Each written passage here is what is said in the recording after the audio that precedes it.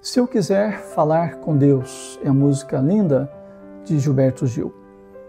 E ele diz, entre outras coisas, se eu quiser falar com Deus, é necessário ficar a sós, apagar a luz, calar a voz.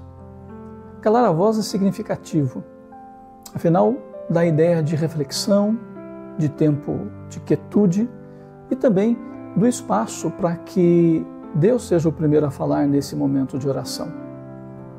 Pai Nosso. A oração não é um ato de religiosidade formal, não como Jesus a concebe, não como Jesus a pratica. Não é esse o contexto da oração do Pai Nosso. Na realidade, Jesus critica atos que visavam o reconhecimento de outras pessoas por parte daquele que orava. A oração é vista no contexto de tradicionais, como a esmola e jejum, e todas elas unidas pela crítica de Jesus de que as pessoas que as praticavam, na realidade, desejavam ser vistos e serem reconhecidos por outras pessoas. A oração religiosa, cheia de pompa, que visava o próximo, o outro, e não necessariamente a Deus. Esse era o perfil da religiosidade no período de Jesus, a busca pela recompensa. São as orações, como diz Jesus mesmo, para serem vistas pelos homens. Mas Jesus apresenta um outro olhar. Ele apresenta um outro tipo de oração. Ele diz para entrarmos na solidão e quietude do quarto, onde nós nos encontraremos somente com Deus. Ninguém nos verá, ninguém nos ouvirá. Não é a medida da quantidade de palavras que vai definir se eu tenho uma intimidade ou não com Deus. Por que Jesus é tão radical ao tratar a oração dessa forma?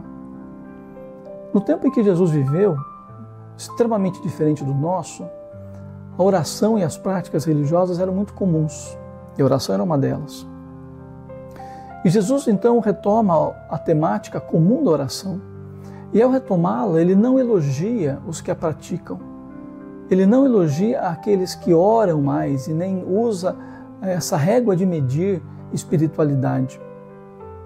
Na realidade, o que Jesus faz é exatamente o contrário.